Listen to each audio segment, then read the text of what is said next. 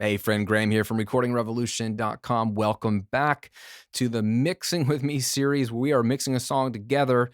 In this 6-part series, I'm walking you through my steps in how I like to mix a song literally in front of you using nothing but stock plugins. And the best part is you can mix this song with me. That's right. You can download these exact same tracks that I'm working on by the Lack family band, and the song is called Southern Road. So you can download these stems, import them into your software no matter what program you use, follow along in the mixing series, and mix with me. It's way more fun when we can mix together because you can really put these ideas into practice on the same material. So grab your stems and a handy bonus checklist, a mixing checklist of all the steps that I'm doing here and a couple bonus steps I couldn't do on camera beforehand, all at mixingchecklist.com. So in the last 2 videos, we've done the static mix and gotten a balance and gain stage properly. And last time we worked on the master fader, did some mix bus processing. So we're already bringing our mix to a little bit of a better level with just 2 plugins. Today, I'm going to focus on EQ. EQ is your most powerful mixing tool when it comes to plugins, I think. It's the one that's going to make the biggest difference. So all I'm going to do in this video is literally mix. I don't really have time to explain everything, but I'll explain as I go. I'm going to actually try to, because I got to figure this out in front of you. I'm going to be applying an EQ only where I need it. That's the first thing I'm going to say is don't put an EQ on every single track, because you know why? It doesn't need it. Now, some tracks might need EQ. That doesn't mean that they're a bad track. It just, the goal with EQ is to get everything to play nicely together. You could have 50 great sounding tracks that sound great by themselves, but not be a good mix. Why? Because they don't play nice together. And that's where EQ comes in. You can sculpt the tracks so they play nice together. So our goal here is not to make every track sound great. Our goal is to make every track sit together and play nice together. So the mix as a whole sounds great. So I'm going to be doing just the tracks that need it. I'm going to be doing one instrument at a time and building. That's the way I like to do it. So I'll start with drums and then keep the drums in and bring in the bass and then the guitars and then etc. So that's how I like to work. And you'll also notice me trying to do a little bit of cutting and then a little bit of boosting. And when in doubt, at the very least, make sure that the EQ is not making the track louder. I want to level balance the plugin so it's the same volume, just a different tone. Okay, let's do this. I'm going to mute everything and we'll start with the drums, and I'm going to do a little bit EQ, and as I do something and when I land on what I want, I might explain what I've done, so hang in there. I'll get explanations, but listen, pay attention, and we'll also sum it up at the end.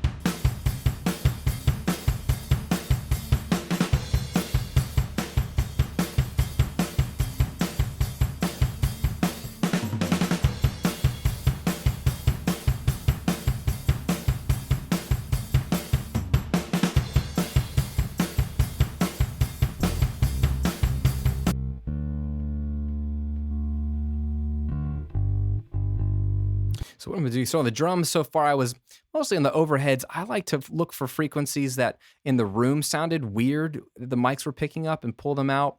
I did a little bit of a high pass filter. I'm rolling off low end on the overheads in the rooms just to free up a little bit of energy for the kick drums to live. I did a little bit of a lift here on the cymbals. It might be too much because there is already a lift on the master fader, so I'm gonna have to check that with the whole mix as well. And then you might have noticed on this snare, I felt like there was a ring, and I tried to scoop some of that out at 600 because it sounded a little weird. So now I'm gonna work on the bass, but since there's two tracks on the bass, a DI track and an amp track, I'm gonna create a new track, a new mono aux, and I'm gonna run the output of these two bass tracks into this new track using a send. The reason I'm going to do that, well, let's call it a bass with capital letters so I know what to send these to. What I want to do is be able to just control them with one fader instead of having to put plugins on two. So I'm going to route both of them to this track. And I'm going to solo safe them by holding Command and clicking the solo button so that they're always soloed even if I just solo this track. So now, so it all comes out through here. And I'm just going to double click this and get rid of the color because I like to do that for my buses. So now I can affect the bass, and we'll work on that.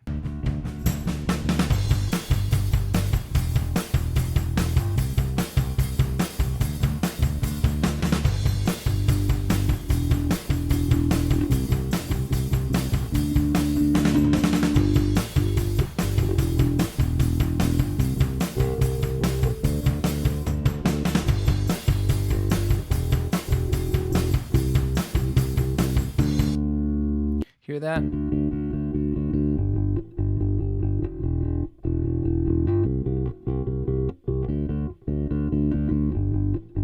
Sounds like a cheap bass right there, around 310. So I'm going to scoop some of that out. I'm working like in 3 to 6 dB chunks. All right.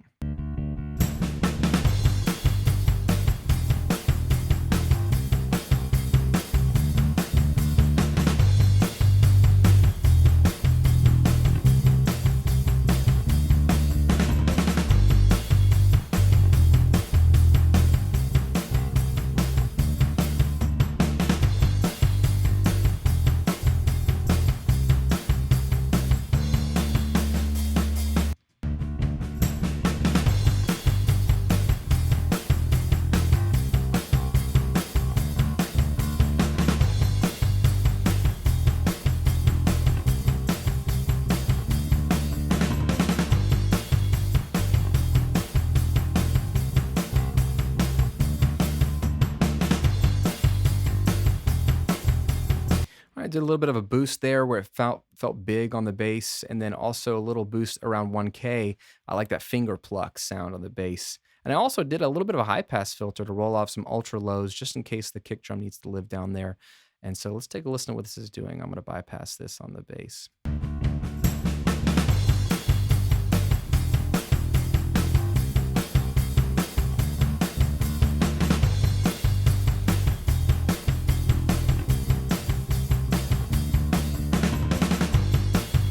I think it's a little bit fuller.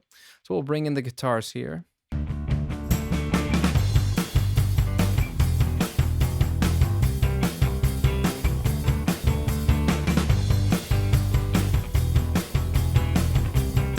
Working on the acoustic.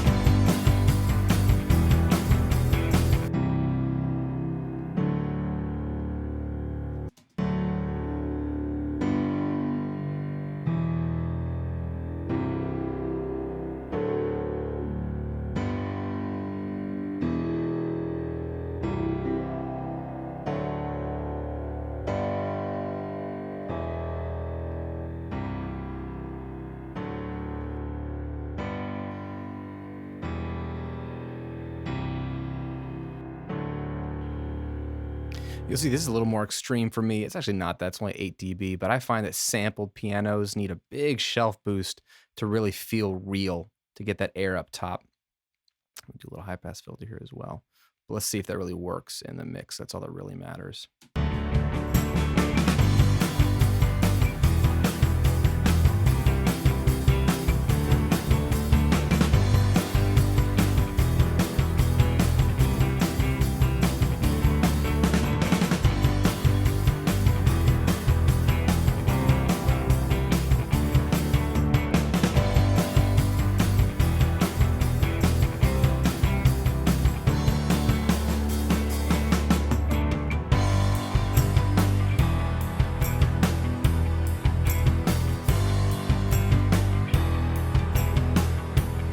But now I'm making the piano louder, so I gotta back it off on the output.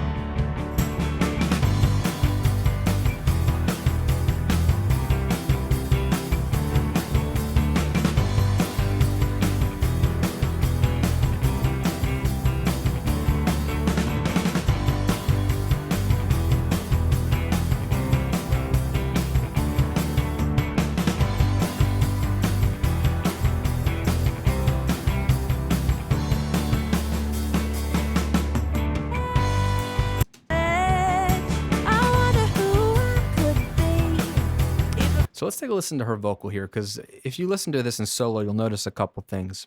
Take a listen. Edge, I wonder who I could be if I faced the southern road. I wonder who I'd become. It sounds great. It just a great performance, great vocalist, but it sounds like a little,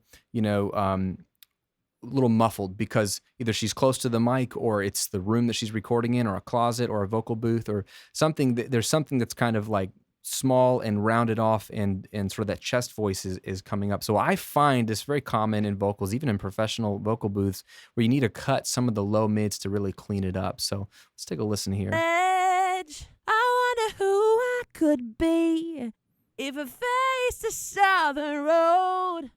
I wonder who I'd become if I let my dreams undone. Yeah, right there, 192. So I'm going to scoop out a good chunk of that and tighten it up. I like to do tighter cuts and wider boosts. Edge, I wonder who I could be if I faced the southern road. I wonder who I'd become if I let my dreams undone. Then a high pass filter up to about 100 to really roll off some of that low rumble. Edge, I wonder who I could be if I faced the southern road. I wonder who I'd become if I let my dreams undone. I wonder who I could be if I faced the southern road. I wonder who I'd become. And a little bit of a shelf boost. I mean, you can see how more clear her vocal is. So let's listen to it in the mix. Edge, I wonder who I could be if I faced the southern road. I wonder who I'd become if I let my dreams undone. Much better. We still need compression to level her out, but that's in the next video. And then we'll just do some quick work here on the background vocals. Edge, I wonder who I could be if I faced the southern road. I wonder who I'd become if I let my dreams undone. I wonder who I could be if I faced the southern road. I wonder who I'd become if I let my dreams undone.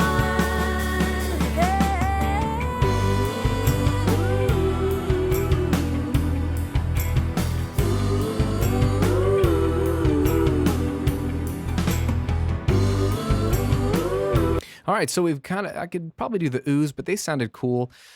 And I might tweak the guitars. Let's go back here to the verses. On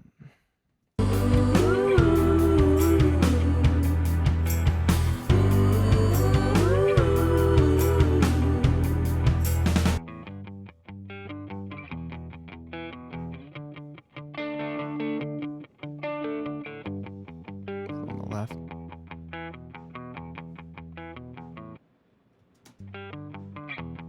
What I like to do is I just wanted to show you this trick. If I have duplicate guitars like doubled on the left and the right, and it's the same guitar, same amp, same performance, I like to do some complementary EQ carving. So I'm going to do this little boost here. This sounds cool on this guitar.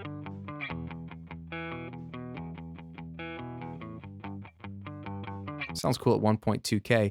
What I'm going to do though is copy that plugin over to the one on the right. So the exact same setting, but instead of a boost there, I'm going to cut by the same amount and make it a little bit tighter. That gives me almost a 10 dB spread because it's boost by 5 dB on the left and cut by 5 on the right. So now they're 10 dB different at that frequency than they were before. And then what I'm going to do is the opposite. On the one on the right, I'm going to find another cool frequency that I like to boost on this one.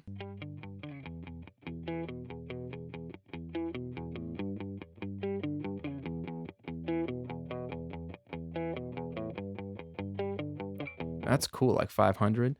So let's keep some of that.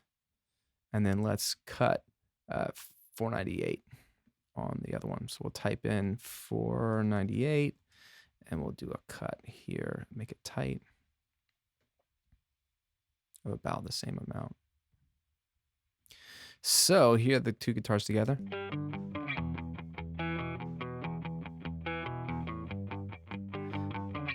And now they're a little bit more separated in terms of tone. And the reason I would do this is because if you've got things that sound a little bit differently tonally on the edges, you notice them more, it tricks your ear, which makes the mix sound wider. So if I bypass these two, which I think, what's the key command here? Yeah, no, wrong key command. It is boom. All right, if I bypass the two EQs, you can hear the change.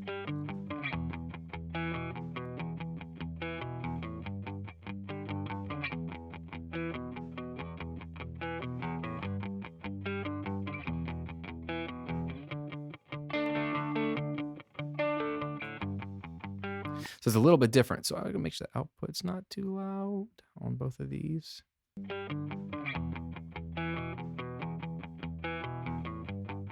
Actually, I'll turn this one up. All right, so now I think that'll help the guitar stick out a bit more in the mix.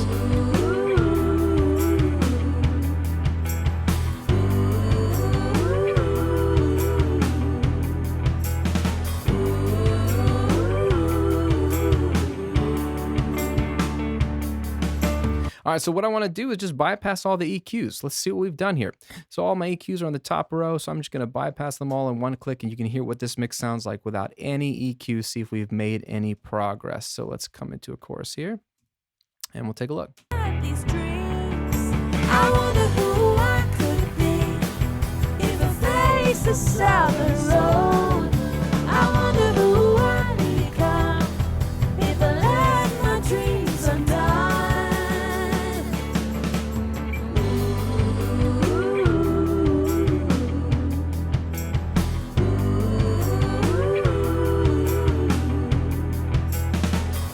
Right? Massive difference. It seems like we weren't doing a ton. It's these subtle moves, track after track after track, but we're cleaning it up and making it more prominent and more forward. And that's what we're trying to do, is create that clarity, separation. Make sure you can hear everything. The goal with EQ is listen, can I hear it or not? If I can't hear it, it might need some EQ. But if I can hear it fine in the mix, it may not need any EQ.